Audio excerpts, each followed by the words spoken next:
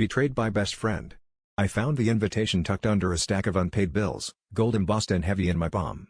The address was our apartment, the date was next month, and the groom's name was mine, but the bride wasn't me. It was my roommate, the woman I'd called my best friend for 5 years, who I'd let cry on my shoulder when her life fell apart, who I thought I could trust with anything. My hands shook as I reread the card, trying to make sense of it, but the truth was right there in black and white. I stormed into the living room, where my fiancé sat laughing at some late-night show, my roommate curled up next to him, their knees touching. The air was thick with secrets and cheap wine, and I knew. I knew before I even opened my mouth that this wasn't just some clerical error. I demanded answers, and they both froze, guilt painted across their faces. My fiancé stammered something about meant to tell you, while my roommate stared at her feet.